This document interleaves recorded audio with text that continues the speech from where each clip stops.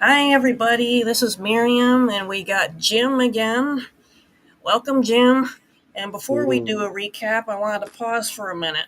So, I got my new Hitchhiker Band long sleeve shirt.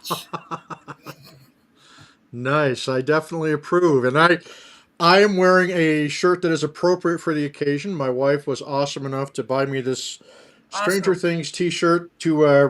So yeah, awesome. Big hand clap, round of applause to both of us for our wardrobe choices today. Hey. Hi, Linda. Welcome. Welcome, Li- everybody. Linda, what's up? Hey. So, let's get started. So, we it starts off with what happened last time with Vecna telling Will I grabbed these vessels because they're weak, because the young children, and then it starts off like they're all praising Will, like, hey, you saved our lives, like,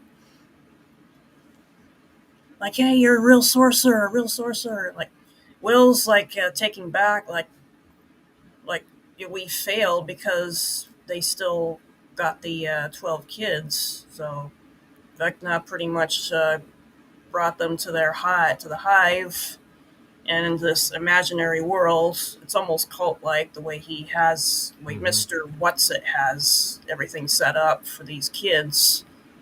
Right. So meanwhile, Holly is back at the house, the imaginary house that Henry is at. So Henry's brought all the kids to the house. So he's breaking down here and why he has the kids there. He said, "Run and play, do whatever. Don't go into the woods because there's monsters in the woods." Right. So, what's your take on it, Jim? The first part Well, was pretty awesome. yeah. The big thing was,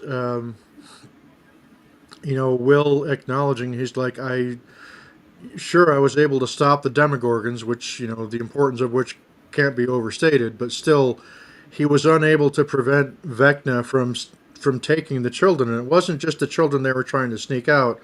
Vecna managed to get all of the children that he was after, all 12 of them. Yeah, So that was kind of set the tone for the episode once it started out, and then, like you said, we cut to a scene where all of the kids are at the Henry Creel home, in this kind of like make uh, believe situation.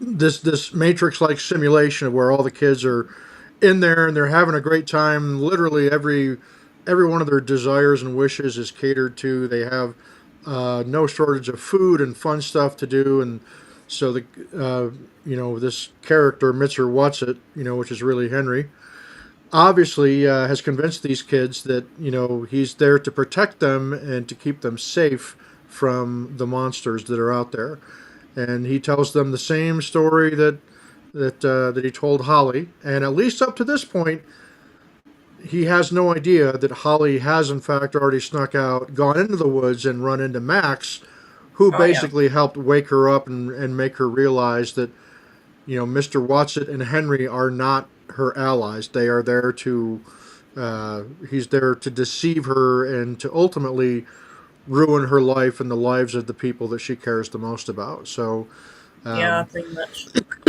so it was pretty effective story building.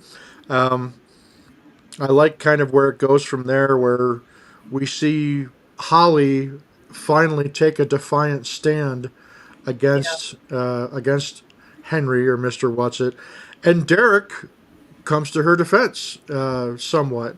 yeah. But what He we tries what to. we what we see is that Vecna is able to get inside of Henry's mind and show him what he's truly scared of, and he shows them images of his mother, his father, and his sister, basically on the verge of death. And he says, if you don't keep your mouth shut and if you don't play along, then guess what? I'm going to murder your entire family, and it's going to be all your fault. Yeah, So that essentially puts the kibosh on Derek uh, standing up to be the hero. Holly, however, still maintains her defiance and stands her ground, despite all the kids essentially ganging up on her and Yeah, trying to throw her a beating and all kinds of stuff. So it's pretty intense stuff unfolded in the first episode. yeah. Now, let's pause a bit before we recap any further. What the Duffer Brothers revealed about the Mr. What's-It character is actually it's based on a true story that happened in 1962, and this is an article I found. So, let me read off of here. So he had no mouth, just eyes and the smell of static. In the spring of 1962, teachers at a small school in Wyoming made a chilling discovery. Over 30 children from different grades, who barely spoke to each other, had drawn the exact same figure during art class: a tall man, no mouth, just hollow eyes. Something in his hand, a cord made of hair. They called him Yellow Echo.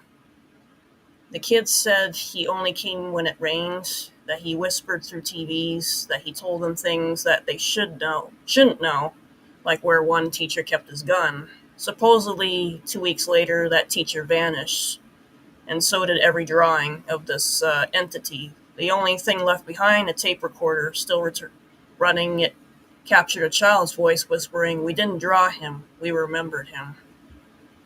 Pretty creepy. So that That's a based pretty creepy story there. Oh yeah, pretty. So that was based off of what the Duffer Brothers had found out, and how they developed the character Mister What's-It when they all these kids at the same time saw the same entity. So it's based off of that story and of the 1962 situation of the school kids. None of them knew each other, but they saw the exact same entity. So I thought that was interesting. Fascinating. That's Yeah, yeah, interesting. First time I've ever heard that one. yeah. So I thought I'd throw that curveball in. Okay. So, as continuing the recap, meanwhile in the Upside Down, everybody's trying to regroup. Like Hopper, after they find 8, Collie, and 11, they all regroup to where the uh, the others were. They wanted to meet them at the church and Upside Down and Hawkins, Hmm. but they weren't there. They're like, okay, where the heck are you? Meanwhile, during that time, while they're waiting, Collie is like talking with Elle. She seems pretty hopeless the way she talks and what happened to her. Yeah. So, There's something about Callie that seems off, and it almost makes me wonder if uh, they were Vecna kind of made it easy on them to get to her because he's already programmed yeah, Callie to be kind of like the his ace in the hole, if you will, because something about her just doesn't seem right. yeah, I get a really bad vibe off her, like maybe something that we're going to see unfold in the grand finale coming up here in a matter of days is some kind of betrayal that Callie engages in. That's kind of the vibe that I'm hmm, getting. I don't know what your thoughts are, but Callie seemed quite different. She still has her heart set on their situation is hopeless. yeah. It was cool that she kind of filled in some of the gaps in the story is and the fact that What happened to her? they weren't born so much as they were created in a lab. Her and 11, and Yeah, all of the other children, with the exception of Henry. Henry apparently was the only one that was truly natural in and in the creation of his powers and what he became. But 11, 8, all the others that we've seen, they apparently were the product of laboratory creations and experiments, and that was kind of disturbing to learn. she's revealing that they're the results of Vecna's, aka Henry's blood, because they Yep, used him as a lab rat, pretty much. yep, My thoughts on Collie, I don't know, it's kind of mixed. She's gone through a lot. I mean, can you blame her? The way she's right. acting, it's All her All of friends are dead, and Yeah, she's we get a we get a little glimpse of the fact that her crew that we saw her running with back in season two, presumably were all murdered by the government. It can be uh, presumed. So, but the fact that she was under the custody of the military or Dr. K, whatever group Dr. K is a part of. And the jury's still kind of out on Dr. K. Is she really a nefarious individual that's basically trying to continue on with Brenner's experiments, but without the compassion, if that's even a word to use, because I don't think Brenner had a lot of compassion, but he seemed to at least genuinely care for 11, whereas I don't get that impression from Dr. K at all. So I don't know. Is Dr. K really truly a bad actor, or is she somebody that's going to show her true colors, and we'll all be pleasantly surprised to find out that she is in fact an ally? I don't know. Too many question marks at this point. yeah. I'm just wondering if she over Brenner, or was is she just taking over his Right. program after he passed away? So Exactly. Yep. there is a fan theory that's going around about Kali, aka Number Eight. So I wanted Hmm. to share. Let's hear it. Yeah. Okay, this is a fan theory. Kali is the mind flare. What if Kali, Number Eight, isn't just another test subject, but the mind flare itself, or at least its original consciousness? Kali's powers are unlike anyone else's in Stranger Things. While 11 moves objects and breaks bones, Kali controls perception, forcing people to see things that aren't there. The Mind Flare does the exact same thing on a massive scale. Visions, nightmares, possession, fear, made real, kind of like what happened with Will when he was younger. Hmm. It doesn't just attack the body, it invades the mind. Here's where it gets wild. Kali escaped Hawkins long before the Upside Down fully took shape. What if her Right. trauma, rage, and fractured psyche seeded the Mind Flare when Henry Creel was cast into the Upside Down? Her illusion based abilities could have evolved into a hive mind entity capable of manipulating thousands at once. The Mind Flare feeds on fear and anger, emotions Kali lives in. She pushes 11 to embrace darkness, revenge, and emotional control, mirroring how the Mind Flare tempts and corrupts its host. Even their Yeah. visual language overlaps shadowy figures, distorted reality, psychological dominance. In this theory, Kali didn't become a monster in traditional sense. She became the mind of one. The Mind Flare isn't just an alien entity, it's a weapon born from Brenner's experiments, shaped by human trauma unleashed in another dimension. If Right. Vecna is the general, maybe Kali is the god behind the war. What do you think on that? Not confirmed, but terrifyingly plausible. So that's the thing, fan. Well, it's not. I would say I suppose it's not out of the realm of possibility. That particular theory. Just as the theory, there was a very prominent fan theory going around before Volume 2 dropped, which stated that Vecna was not really the mastermind and was not the one in control at all, and that it was essentially the Mind Flayer that was the real big threat, and Vecna has just kind of like become the person that is, being presented as being, the all powerful, the person truly in control of the Upside Down. And all that I can say is based off of what unfolded in Volume 2, that theory seems to not have any footing. We've seen nothing to indicate that there's no entity other than Vecna that appears to be in control of the Upside Down at this point. We did learn a little bit about the Upside Down in regards to the very nature of it, or Mm-hmm. dare I say, the location of it, which was something I was not expecting. Oh yeah. Something that happens to tie in directly to Skinwalker Ranch, might I add, Mm. being the fact that we're big fans of the Skinwalker Ranch docuseries.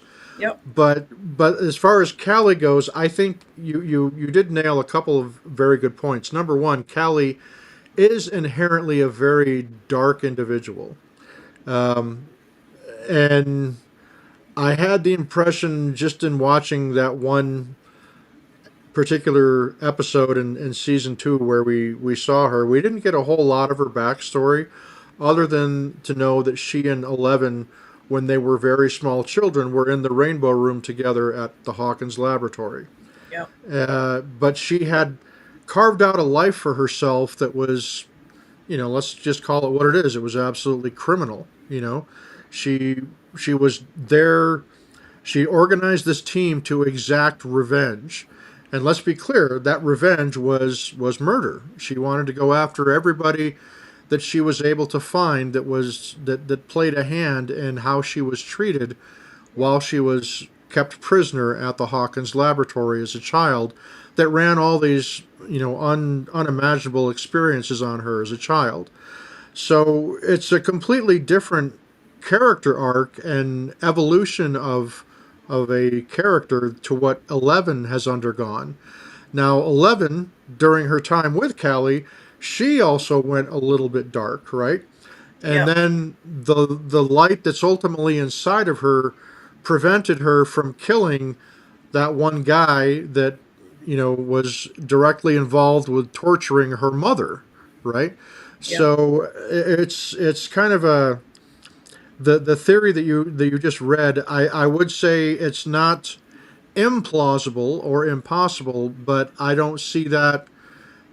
I don't see that being really necessarily likely, but it is a really good, really well thought out theory, and a Hmm. lot of it does make sense. I don't see it playing out because again, if there had been any inkling thus far that it was really the mind flayer that was calling all the shots, I think we would have seen more nods and tips to the hat that that's what was really going on. At this point, I'm convinced that Vecna really is everything that he's been sold as being, which is he is the one that's in charge. He is the lord and master over that particular domain or dimension, and Hmm.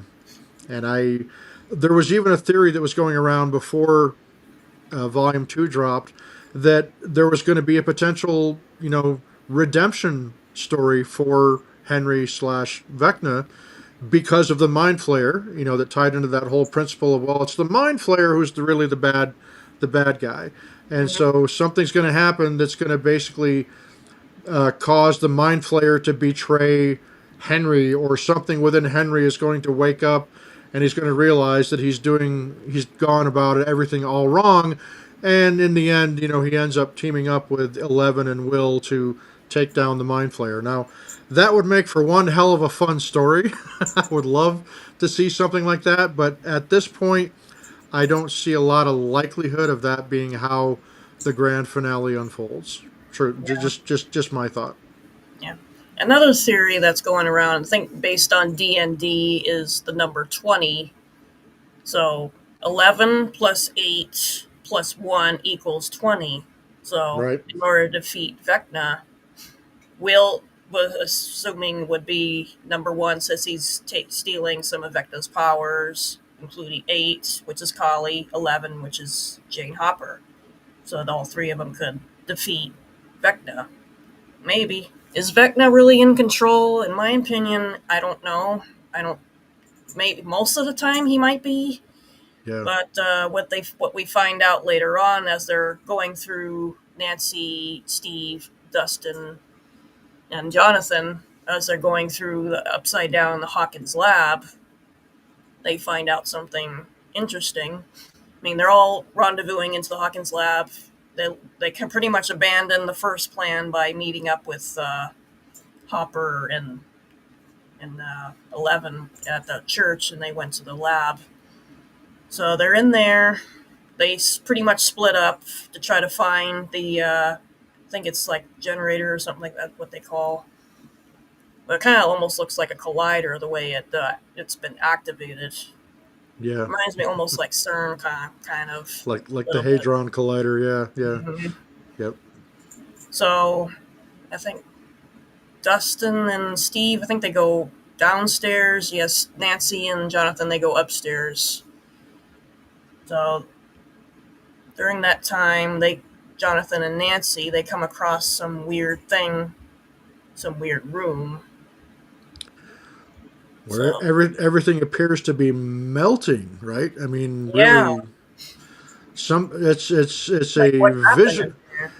It's a visual we've never seen pertaining to any of the storyline on the Upside Down. Now, usually, wherever Vecna has been, wherever the Mind Flayer has been, and whenever we see the Upside Down, there's always these vines, right? These vines that are just out of control, that are Mm-hmm. all part of the hive mind collectively.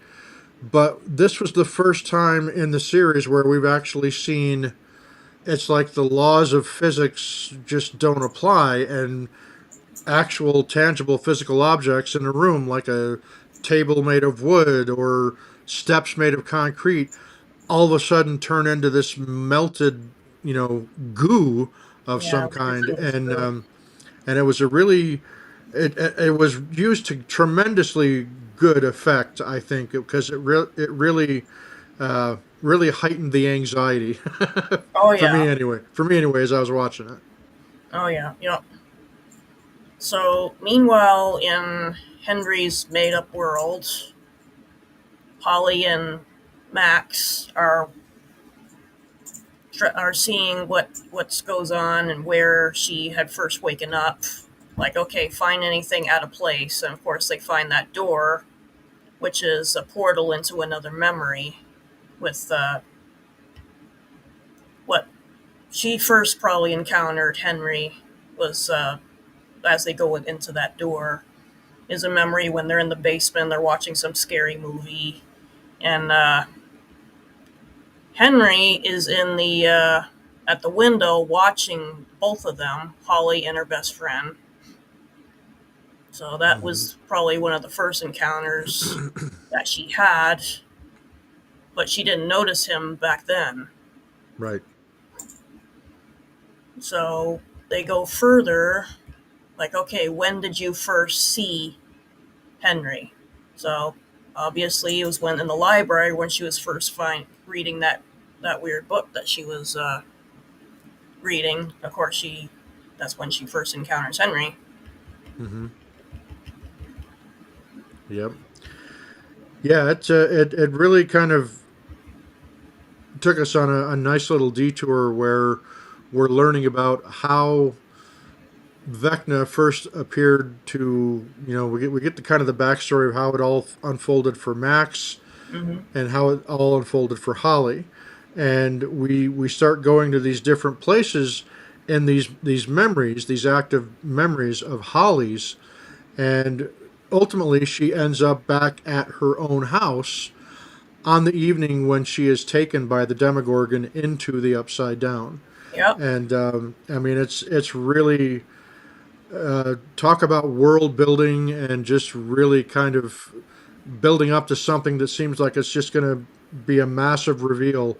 And of Oh course, yeah.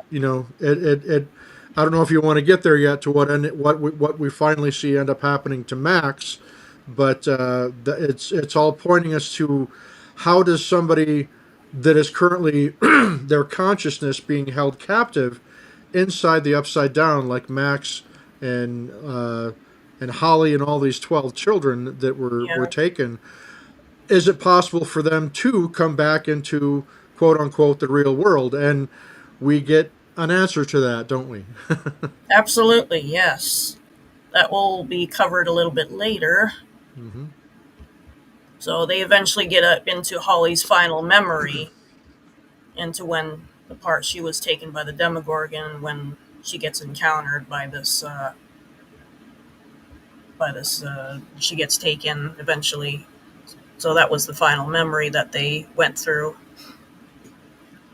Okay, going back to the Upside Down, they are of course running around. Steve and Dustin split off, and they end up in a fight, and both of them are like fighting. And afterwards, uh, Steve leaves Dustin alone, and that leads Dustin into another room where there's all the studies that he found, the Brenner's books and notes that he had encounters. Hmm. including what his theory kind of matched up what Brenner had on the wall, which was pretty freaky. So Dustin was pretty much head on with that theory, except he was pretty much wrong about what the upside down really is, what it's And, about. th- and this is one of the big reveals of the entire series. Oh yeah, yeah, and it got pretty intense at that point. Yeah, because the anticipation was built up in all of the trailers, and Hmm. it compounded by the fact that the Duffer Brothers, a year ago, when they were talking about how this final season is going to be the darkest and most ominous tone that they've ever had on the series before, and that some of our favorite characters, and they did use that in plural, that some of our favorite characters would not survive to the end. Well, we talked about this in our last discussion on this, Miriam, Yep. which is, if anybody was going to be bumped off, any of the main characters, it would have presumably been during these 3 episodes that we're talking about right now that were Yeah. debuted on Christmas Day. And spoiler alert, that didn't happen. Mm-mm. so, Not yet. so now we're all left with, well, okay, is this are we going to experience these losses in the grand finale, or were the Duffer Brothers just kind of messing with us? And but this fight, this argument that Dustin and Steve had was pretty significant because it did come to fisticuffs. I mean, they were full on beating on each other, not just simply name calling and throwing verbal barbs at each other. It was a full on, you know Yep. they came to blows, and so it was really sad to see that. And like you said, Steve and Dustin were just like, well, screw you, well, screw you too, and so they all went off they each went their separate ways. And Dustin, he happens upon this particular room in the Hawkins laboratory where he finds all of the quote unquote smoking guns, if you will, that give us the missing pieces of the puzzle regarding what the upside down really is. Yep. And do we want to reveal that right now, or In a little bit, but it shows that okay? Vecna doesn't have complete control of the upside down.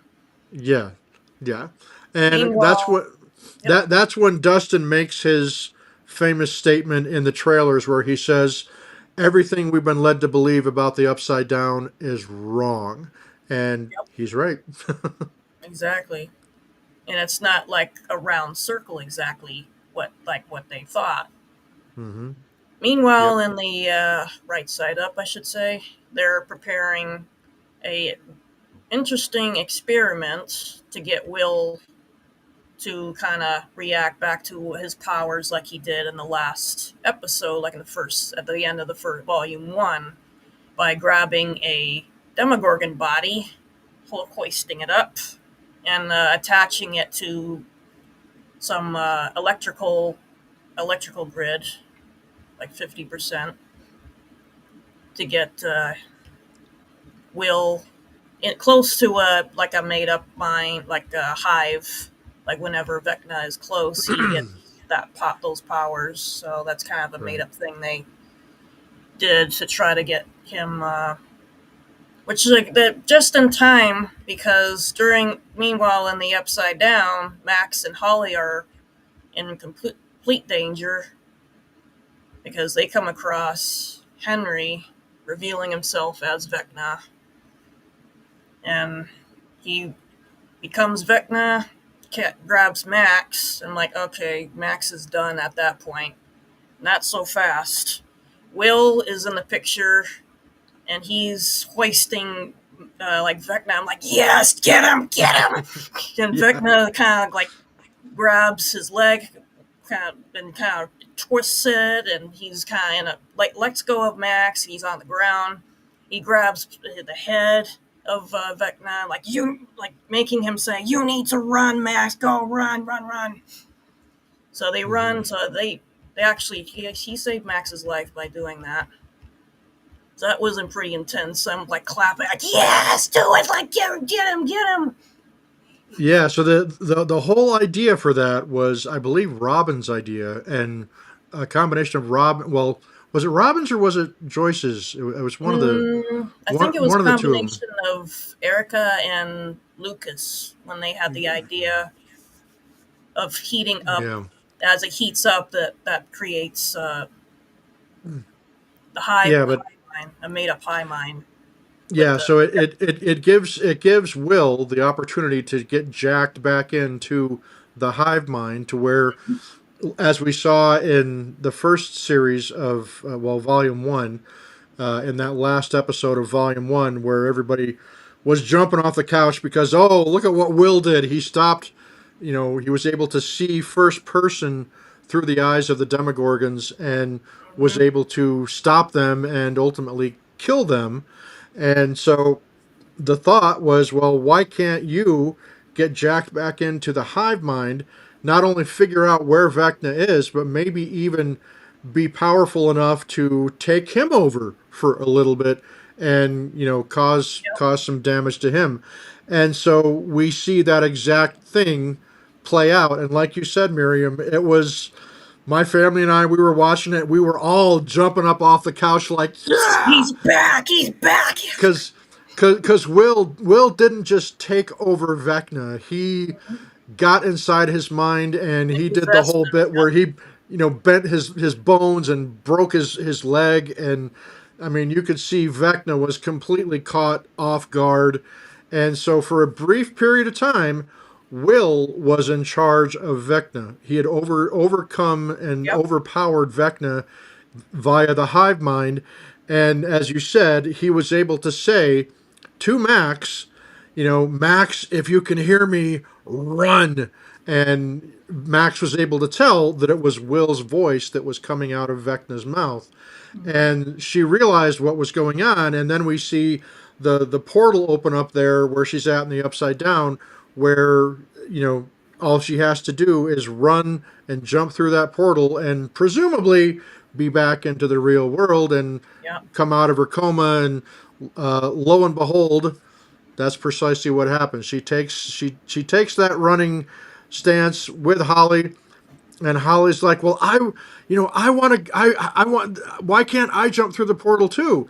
And then Max explains, That's "Well, not the right portal. Like, she's like, your body is here in the upside down. Both your body and your mind are separated from each other, but your body is in the upside down, whereas Max's body is in quote unquote the real world, the right side up, whatever you want to call it. So it felt like it took frickin' forever for Max to do that, oh to my jump through. gosh, so don't get It's me like started. it's My like, blood okay, pressure is Max, boiling. come on, Max, you're not showing an awful lot of urgency here. But3 years, Kate Bush was saying, goodbye, right, goodbye. I've seen Like, come on. legislation move faster than that. But so yeah, she finally, after what seems like a ridiculously longer amount of time than it should have taken, Max goes through the portal, and in the real world, we see her open her eyes. There where Mhm. Lucas has her, and she comes to. She's awake. Everybody's all happy, and everyone's excited, and she can see, which is cool because remember she lost. That she had the thing happen with the eyes, and Mhm. at the end of season 4. So she's able to see, but she is not able to. She can't walk, right? Around, yeah. So she doesn't have hasn't regained the use of all of her faculties, which I can relate to with the recent head injury that I had. So Yeah. it was really cool to see Max come back into the real world, even though she's now incapacitated somewhat. And we don't know, is she going to be permanently stuck in this wheelchair, or is it just going to take time for her muscles to build up because she hasn't used them It's probably in a she's in a long coma for time? 2 years, so it's going to take a long time for her to relearn everything. She might have to rehabilitate. Right. So let's But rewind back. So Max is back. So he's back. Yeah, rewinding back to what the back in the upside down. So they reveal. They finally see Nancy and Jonathan finds the this weird thing in the sky. What appears to be the generator. She takes the obviously shoot and ask questions later. Of course, Dustin is on the walkie going, "No, don't do it, no, no." However, the antenna is broken, so it's his message is not fully going through. And he's trying really hard to try to tell him, like, we're all gonna die if you shoot. But Mm-hmm. she hesitates at first, but of course, bang bang, she takes the shot. Mm-hmm. Like, oh no, what is gonna happen next? Of course, that's the end of the first episode. After that, Mm-hmm. like, oh boy, Yep. it's Yeah, and it unleashes this absolute, really chaos. big sonic wave of explosion that echoes throughout the entire Upside Down, and obviously it's a sign of things to come. I think that to indicate that one of the barriers that has kept our world from crossing over into the Upside Down has potentially been breached, and maybe breached beyond control. So that sets up what comes next. Oh yeah, and I guess if that didn't happen, maybe Hopper 11 and 8 wouldn't have gotten out because there was actually a portal that actually opened, and they were actually able to. Looks like they were able to reveal they can get out. Like Hopper's like, "Oh, behind me," but of course Mm-hmm. 11 does their thing, and they're able to safely get to the portal to get back on the other side and Right. reunite with friends and stuff like that. Right. Because basically, what ends up happening, folks, and I think we can probably reveal this now, is that what it's shown to be is that the Upside Down is not necessarily another dimension that exists within the same space as our real world dimension, or the real world dimension in Hawkins, Indiana, but that the Upside Down is in fact an actual location on another planet and another part of the universe. And Yep. so the way that it's connected is by way of, anybody who's a fan of The Secret of Skinwalker Ranch is going to know this. A traversable Lorentzian wormhole is the official scientific term Yeah, for it. when they said that, I'm like, that's Travis's theory. I wonder And, if Travis would be a and fan of the show. well, I was just going to tell you. So as soon as that episode aired, I texted Travis. Mm-hmm. We have a band chat in Hitchhiker, Yep. and obviously Travis is a active participant in that text group, and so I said, uh, I don't know if y'all are watching Volume 2 of Stranger Things, but Episode 6, holy crap! It is right. I mean, it's an absolute nod to It's like a what mirror. you guys are discovering on Skinwalker Ranch. Yeah. And Travis almost immediately responded with a big smiley icon, going, "Yeah, that was really something, wasn't it?" So he's watching too. so Awesome. so and Travis also called out some other things that I picked up on, that I won't go into detail on, but that are also well known theories, and some other paranormal supernatural myths and legends that were also an equal, obvious nod to people that pay attention to those things. Like, there's a well, I'll just give it a brief mention. There's a story of an individual by the name of Ken Veach, or Kenny Veach, who found this M-shaped cave in the desert mountains of Nevada, not too far off of where Nellis Air Force Base is, and he said that he had discovered some truly extraordinary things, and he mysteriously disappeared, and nobody's ever seen or heard from him since. It's a very, very well known story out on, among paranormal communities. And so if you go back and watch Episode 6, the when Holly has the looking glass that she's looking at, Yep. and finds a cave that has an M shape to it. And quite obviously, they are in a place that is like Nevada, right? I mean, Yep. it's clearly a desert. Certainly not a place in Hawkins. And we heard early on that Henry Creel's family did briefly live in Nevada, right? Mm-hmm. So kind of was a little bit of a shout out and a throwback to that Kenny Veach disappearance and mystery, and Travis, like me, picked up on it right away. So, Yeah, but yeah, Travis definitely watched volume two. He took an active interest in it, and he saw the same thing that I did when they made the wormhole connection, and it's like, yep, we know a yeah, thing or two about that, don't we? exactly. Yeah. So they go through like different memories of Henry. So they end up in this like mine, like Holly falls into it, and so they Hmm.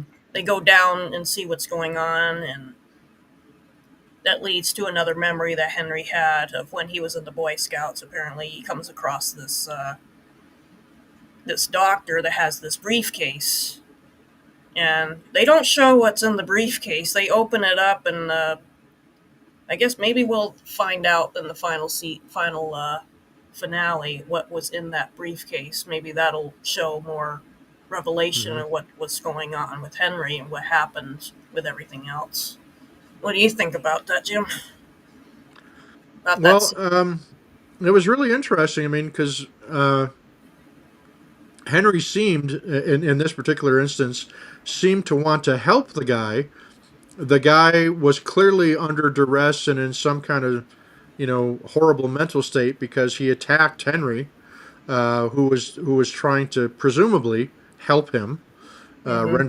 render some kind of aid to him, and then you know he this doctor, this scientist, because he's wearing a lab coat. Presumably, he's got some kind of a weapon or something that's in this briefcase that he's guarding with his absolute life. So I'm hoping we get a little more of a background on what that little segment was all about because it sure seems pretty relevant. Oh yeah, yeah. Well, meanwhile, in the Upside Down, because after Nancy had shot that thing, the collider, all hell breaks loose, and they end up getting trapped in this room with stuff, pieces of the wall leaking down on them, and they're like trying to get out and they can't. So eventually, they're like, "We're about to die here." Like, so they're. So this is what happens. I don't know if they were like splitting up or thinking about getting married. Like, I don't know what that was about. Anyways, the So wall eventually stopped. That with the ring going down on the hard floor shows that the wall it stopped leaking. It hardened, so they weren't going to drown like they thought they were. Like they were saying, like okay, they were goners when I thought they were. I thought they were the ones that were going to go, but yeah, sure enough, they didn't. And eventually, they were able to get rescued by Steve and Dustin, and they got together, back together with each other. So yeah, that was the moment where, as I'm watching it unfold, I'm thinking, okay, this is where we say goodbye to one of the beloved characters, and I thought for sure it was going to be Jonathan, right? yeah, Because it was really setting up that way. Because here is this you know all the laws of physics are suspended in this room because of what's happening, and all the walls, the ceiling, all the objects in the room are just turning to this nondescript goo, if you will, that becomes like cement. Like you get you get trapped in it, and we saw glimpses of it in earlier episodes where Dustin happened upon people that had been caught inside of this that were trapped in it forever, and they were it had yeah, killed them, and it was kind of grotesque to see him when he found the bodies of these people that had been caught up in this goo, yeah, and so to backtrack a little bit to your point of confusion that you had, if you remember when Murray slipped Jonathan the tape of Coltrane, hmm, the iconic jazz artist, and inside the cassette was a engagement ring because yeah, Murray's like, okay, it's time for you and Nancy to take it to the next level. So here you go, kid. I'm paving the way for you. And so Jonathan knew what was inside that cassette, and he was going to, he was trying to debate, is this something I really need, I want to do? Is it really the right thing to do for me to ask Nancy to marry me? And they have this very open and frank discussion because here they are, they're both convinced that their lives are about to end because nobody is Yep. responding to them, and this goo is just filling up this room really fast, like they're going to end up drowning and getting stuck in it and die.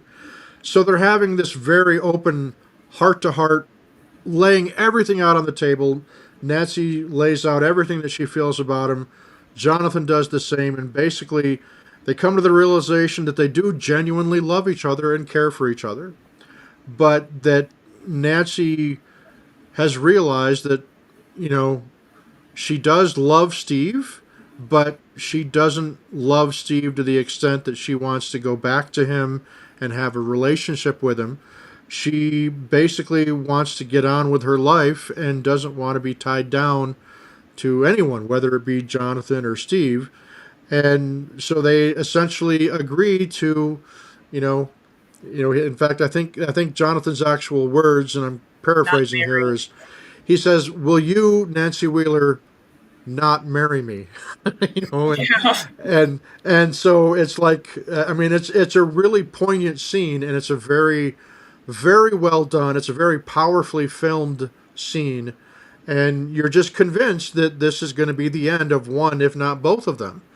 Yeah. And sure enough, when the ring falls out of the cassette, they see that it hits a solid object, and the goo, for some reason, has hardened. We don't know how or why, but it did, and they are out of immediate danger. And then shortly thereafter, as you said, Steve breaks through the wall and saves the day, and Jonathan comes to the realization that, maybe Steve's not such a bad guy after all. Yeah. Even though he still Steve still dreams of settling down with Nancy and creating a life with her and having the six little nuggets with her, right? Like a happy and meal. That exactly. is a happy meal. So so quite obviously now we know that the official romance between Nancy and Jonathan is over, but they quite obviously still care very deeply for each other, are still going to remain friends. They're still Hmm. going to look out for each other, but there is no longer a Jonathan and Nancy relationship, and that's kind of sad to see. But at the same time, I can understand why it had to be. Yeah. Yeah. Well, meanwhile, after Will had fought with Vecna, he ends up getting thrown into this coma. So 11, of course, has to go grab him from the wherever he was. I think where Vecna had him captured. So she releases him, and of course he wakes up, which is great. Like, wow. Joy is finally relieved. Like, oh, he's awake. He was like asleep for like a while, and they realized like it wasn't a coma he was in, but most likely a trance. Like pretty much like they had Max in, like the Holly in. So that pretty much has a ring bell for Lucas to go back to see Max to try to wake her up. So that turns into another intense scene. At the The hospital. yep, the Demogorgon tries to go after Max in the hospital, and Robin, of course, is trying to like reach them. Like, hey, Demogorgons are after you. So that's that whole thing. So Lucas has to like pick her up, and he's still got the music running and everything. So which makes it He's another reason why my blood pressure was rising at that point, and they're taking their time talking and everything. Like talk Max and Holly, they're about ready to turn that music off. Like if they turn it off, the portal is not going to be there anymore. You gotta go just because the Demogorgons were after them. Mm-hmm. So when they were about to get eaten, something, of course, the mother actually did something with the oxygen tanks and threw it in the dryer. And of course, that distracted the three dum dums there. And of course, next, kind of boom, no more Yep. Demogorgon dogs, Demo dogs, whatever they're called, Yeah. and they're saved.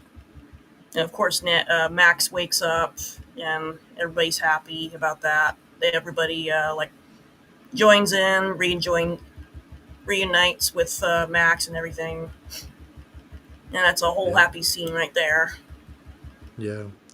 Yeah, I what I loved about the way that scene played out, and I apologize for getting ahead earlier with That's all good. The Max reveal, but yeah, the Demogorgons, the Demo dogs, not the Demogorgons. Well, maybe it was both. I don't know, I but call them they Demogorgon dogs. I got mixed up. yeah, they make their way into the hospital, and what's going on at the time is that Vicky, Robin's romantic interest, is trying to stage an intervention with her because she's convinced that Robin is on drugs, right? Because all these, she's constantly missing appointments and just acting, really weird and detached. So she's convinced that Robin is on drugs. So Robin then says, "Okay, I'm going to lay it all out for you." So she presumably tells Vicky everything. Vicky's like, "Yeah, I don't think so. You're clearly on drugs because monsters are not real." And lo and behold, the Upside Down says, "Oh yeah, hold my beer. Watch this." Yeah. And so just as the two army soldiers come in and they seize Robin and are ready to take her away, the demo dogs, they manifest inside the hospital. They attack the two military guards, absolutely destroy the guards, kill them instantly, start chomping on them. And then we break to where Karen Wheeler is lying in her hospital bed, and she wakes up and she sits up and pulls the IV out of her, and Mhm. it's like, okay, is Karen now under control of Vecna somehow, or is she waking up? And I'm happy to say we get a really cool Rambo type moment from Karen Yep. Wheeler because Lucas, as you said, he sees that the demo dogs are in the hospital and they're obviously there to kill Max. And so he takes Max, runs for the elevator, tries to escape with her. It's one of the scenes from the trailer that's played out really to great dramatic effect. And so they go and they eventually hide in the basement or wherever the laundry is for the Mhm. hospital. And the demo dogs, of course, they find them and they're searching for them, and all hope seems completely lost when all of a sudden you hear this bizarre sound, and you see, before that you see Karen Wheeler walk into where this laundry room is, and you're like, oh gosh, Karen. They're setting up Karen to be killed. That was one of my first thoughts was, okay, Karen's going to sacrifice herself in some way, shape, or form. Mhm. And she takes a quick glimpse over at where there's some oxygen tanks. And then it cuts back away to, the abject terror that's on the faces of Lucas and everybody else. Mhm. And as you said, long story short, Karen ends up taking one of these oxygen tanks, puts it inside a dryer, and turns the heat up on the dryer, which of course is a formula for disaster with an oxygen tank. Mhm. But the noise draws over the demo dogs, and a nice big huge explosion happens and ends up killing all three of the demo dogs, saving the day. And there's good old Karen Wheeler, still largely unable to speak, still in really bad shape from her Yeah. wounds that she sustained in the attack on the Demogorgon that came to her home. And but we see Karen step up and now finally get a little bit of the glimpse into what her kids have been involved in for all these years that she had no idea what Yeah. was going on. And so that was kind of cool because I've always liked Karen Wheeler. I've always thought she was an underutilized character. So it's been good to see Karen get the spotlight in some of these episodes this season. It's unfortunate that it's the final season, but Mhm. still, I'd still love to see a Rambo moment coming from Ted, the Mr. Wheeler, but Yeah. I don't think that's going to happen. Well, it just shows what Nancy gets her badass personality from her mom, definitely. I One can't. hundred percent. 100%. Yep. So meanwhile, Holly wakes up and goes back to her body. So she wakes up in this what do you call it, nest that Vecna has all set up in this weird, interesting place. We don't know where that is. So she tries to run and to escape from where she was kept. And she comes across an area where an opening for the upside down. She goes quickly into the best she can into the upside down to try to get find the others. But she ends up falling, and she keeps falling at on top of where the Hawkins lab is, where Nancy and everyone else is. But some things keep stops her from completely falling, and she gets sucked back. And of course, Vecna had probably had caught her. She gets sucked back to where she was. Hmm. So, which is sad. Max woke up, but Holly unfortunately was had to got sucked back in. Where this Right. area is quite interesting. Like, what's your theory about that, Jim? It's not the upside down, as later on this is revealed. It's not the upside down where they originally thought she was being held. It's somewhere else, another dimension, maybe. Yeah, it seems I'm not sure if it's another dimension or if it's actually, the planet or the world where Vecna resides, because that's where Vecna also, if you think back to season 4, that's also where he had the bodies of Chrissy and Freddy and everybody else that he had killed in Yep. season 4. Uh, this is presumably the same storage area where he now has all 12 of the children, including Holly, excuse me, that are, hooked up to these vines with the things hooked up to their mouth, putting Lord knows what into their bodies. But Yeah. like you said, Holly wakes up, her body breaks free from that. And she She coughs. She coughs something up too. That's the mysterious thing. What is she coughing up? she appeared to be coughing up what the mind flayer was. It was like that black mist, right? The Mm, black smoke kind of type stuff that we saw Lou that that we saw Will expel from his mouth a number of times in previous seasons, yeah. particularly season 2 with the mind flayer. But yeah, she makes a run for it, jumps through this portal, and that's when we see the one scene from the trailer where we see somebody off in a distance falling through the portal and into the presumably the upside down or whatever world it is that Vecna is on, and we see her falling through the sky at this fast rate, and appears that she's going to land on the roof of the Hawkins laboratory, where all four of them, Dustin, Steve, Jonathan, and Nancy, are now on the roof, Hmm. and they're able to communicate via radio. While Mike and Lucas and everybody else is there with Max, who's just recently woken up, they're like, Mike is like, we've got to find Holly, and then Dustin or Steve or whoever it is that's on the radio says, Holly is here, and so then everybody's like, oh, well, great. Holly made it. She landed on the roof safely, and Steve Hmm. and everybody, they have her. And then we find out that it's another case of, well, not so fast. And Yep. yeah, we learned that her descent down into the upside down from wherever she was being held was interrupted and prevented ultimately from happening by Vecna, who stopped her from completing her journey there, which is Yep. really sad. It is really sad, and she unfortunately ends up back into this made-up realm that Henry has for the kids. And he's saying kind of in a pitiful tone, like, I don't know what to do with her. She's not. I try to convince her, and nothing's working. So all the kids gather together, of course, and kind of like a cult-like behavior because they're all brainwashed, obviously, by the mind flayer and also him. to try to bring Holly back to the light, as they say. So they're trying to Right. convince her and do like an intervention.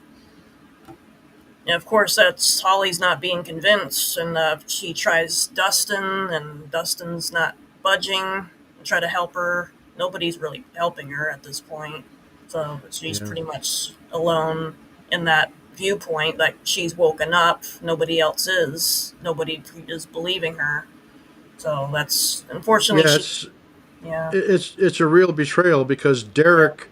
Derek knows the truth, and Derek She's is just silent. being he's staying silent. He's not revealing that he tried telling everybody that he knows the truth, but then Henry put the fear into him of saying, "Hey, if you don't play along, I'm going to kill your family, and it's all going to be your fault." So of course Derek, out of fear, is complying, even though he knows the truth and he knows that Holly's telling the truth, but he doesn't dare speak out and do anything for fear of Vecna taking retribution on his family. So Yeah, it's kind so of a sad. For all intents and purposes, Holly is alone. They lay hands on her. They start wailing on her, and it's really sad to see. It's kind of a dark scene to see too. It's surprising as Yep. well. Those were all Yep. supposedly your friends, and they are now. That's Hmm. pretty evil what they did. Yep. And now the necklace that she had connected her to the real world, and that was broken. Broken. Yep. Holly the heroic got lost. I don't know if she's ever going to get it back. Right. So that's kind of unfortunate. Yep. So later on, meanwhile, the right side up, they're preparing what to do next, and eventually they're fighting like back and forth, like what do we do there? This is what we're supposed to do. This is what we do. Nah, nah, nah, nah, nah. Of course, this is what we're gonna do. Like eventually, Steve like stops everyone. Like okay, this is what's gonna be going on. So he reveals that like a coil and a flashlight. This is what's going to happen. So let you explain that, Jim, since you're a Steve So fan. so so yeah, you have Mike and Dustin and all these people that are usually the ones that come up with the brilliant ideas and brilliant strategies. And then as they're basically laying all these out, they're like, but it's still a can't win situation. We're just there for us to go. Mm-hmm. And so Steve is like, well, you're all going about it all wrong. And so he goes and he gets this slinky toy and says, okay, here's where the tower is. We basically have to, build up something that shields it. And this is how we do it. And he lays it all out for everybody. And everybody's kind of like gobsmacked because, holy crap, was that Steve that came up with that idea? And it's like, yeah. And Dustin's like, that was absolutely a brilliant idea, Steve. Way to go. And so Steve ends up being the one that, comes up with the idea that appears to be the best of the options to take this to the next level, which we will presumably see play out in the grand finale, which airs in just 2 days. 2 days Wednesday. now. Yep, on two Wednesday, they do days, for New Year's Eve. less than 48 hours from now. So Oh, yeah.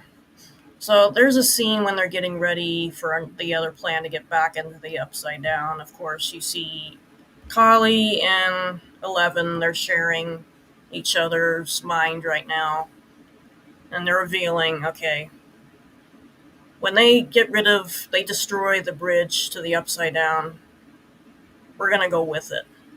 I'm like, no, they're not gonna. Wow.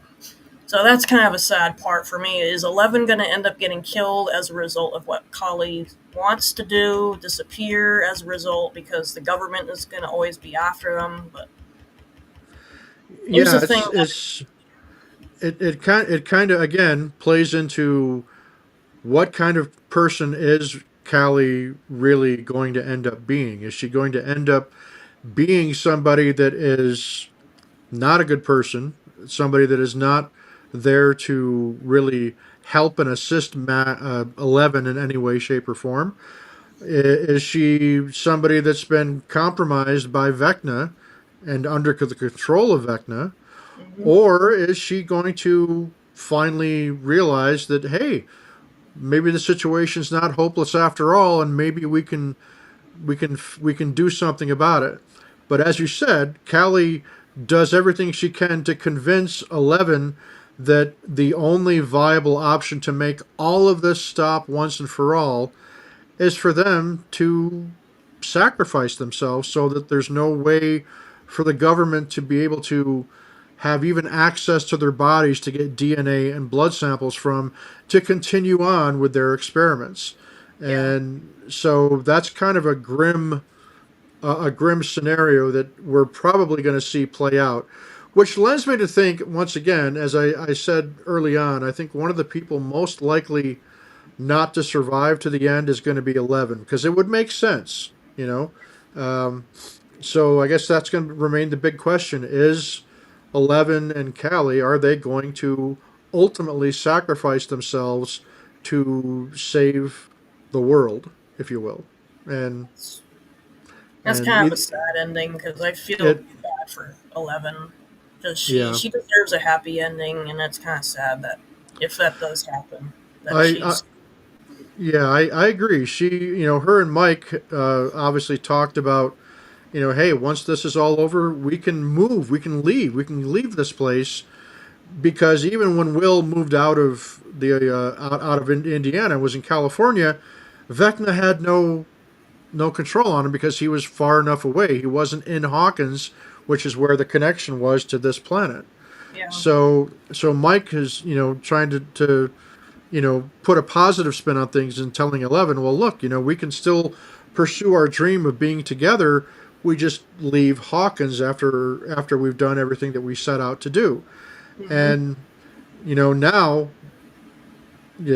11 seems to be somewhat resigned to the possibility that maybe that's not going to be possible because as Callie is trying to influence her, maybe the best thing to do is for her to sacrifice herself in order that the rest of the world and presumably the universe can go on and living the way it's supposed to.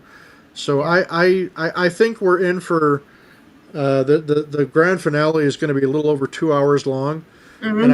I think it's going to be dark. But whereas before heading into these last three episodes of Volume Two, I was convinced we were going to see one of the beloved characters meet their demise. I thought it was going to be Steve for sure because I just that's been a fear of mine. Now I'm not so sure Steve is going to die at all, which I think is Yeah. great. I also kind of think that the original group, the party as it were, which of course means Dustin, Mike, Lucas, and Will, there's a very good chance that all four of them are going to see it to the end and survive. I'm not so sure of who, if anybody, might end up dying. That's a major character, and I'm Yeah. beginning to think that the Duffer Brothers just told us that to create anxiety and to make it so that people would watch to see what plays out. So Mm. I'm not sure anybody that's a major character except for maybe 11, maybe Hopper. I don't know, but I'm not so sure Those are the two anybody. people I don't want dying. Ugh. Oh, Jim, you got. Jim got knocked off again. So while we wait for Jim to come back, so the final scene is when, of course, you see Henry and all the other kids. They're on a table together.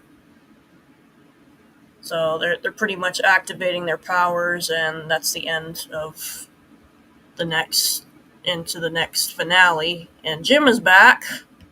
Am I still here? I think so. I'm Oh, back. yeah, you're back. Welcome back, Jim. Good to be That was back. just that was just revealing the last scene that we see, and then before it cuts out into the credits, and then we go into the finale on Wednesday. So the kids are like all around a table. Henry's there leading. Henry starts to do his thing. They're all activated at that point. They Right. light up like a firefly at that point. So Yep. Yeah, they're setting up the grand finale to be a doozy. I'm sure. Mhm. I think it's gonna be a big payoff. But yeah, I'm not so certain. I'm not so certain that we're gonna see that high body count that has been rumored to take place. I think it goes without saying. I don't think Henry or Vecna survives. Mhm. I don't think he makes it. But as far as the beloved characters like Dustin and Steve, all those characters, I'm beginning to think that they all just might make it through to the end. I really do. Yeah, I hope so. I hope so. Yep. Well, I guess we'll see on Wednesday. I Well, feel like watching it all the whole season all over again. I might do like a binge watch later on tonight or tomorrow before. I think that's what I'm going to do probably tonight or tomorrow is rewatch all of season 5 from the beginning just to make sure I everything's fresh in my mind. I might go all the way back to season one too, because there's a lot of things I don't remember too as well. So Yeah. it's kind of a binge watch I might be doing tonight. I don't know about you guys. So thank you guys for joining us for a volume two recap, and it was a lot of fun. Thank you for joining us, Jim. Always a pleasure. Always a pleasure, and a very big hey to everybody that's there in the YouTube chat. Sorry, I can't see the chat, so I can't see what people are talking about. They're Oh, you probably can't? like, Miriam, why are you bringing this moron on? He doesn't ever shut up, and he makes no sense. So, Oh, you should be able to see it on the right, the chat. I'm surprised you can't see it. Are yeah, you on your phone? I'm on my phone. Yeah. Oh, that's Yep. probably why. So Yep. maybe that's reason. Yep. Better camera quality on my phone than otherwise. I have a 2013 MacBook Pro that, believe it or not, is still functioning, and Mm-hmm. so the camera on that is 2013 vintage. It's not great. It's like maybe 720 Mm-hmm. resolution, whereas my brand new iPhone is got this beautiful high definition camera that I look much better versus the other way. So not that I'm a handsome guy to look at, mind you. I know No, I'm hardly a dish, folks. But you're if awesome. anything, I probably scare people. But that's No, you beside the don't. point. You're a very delightful person, Jim, to be Well, one. thank you. Likewise, you're awesome. You're one of my favorite people, Miriam. We got to have you come on the Soul of the Unexplained sometime to talk about weird and crazy shit sometime. Oh, I love that. So let me know whenever you guys want me on. Happy New Year, everybody! Happy New Year, Tom Burns, Linda, Shan, and Yes. everyone else that got involved in the chat. Thank you Happy New guys. Year, everybody. Have a good night, everyone. Happy New Year. See Wednesday will reveal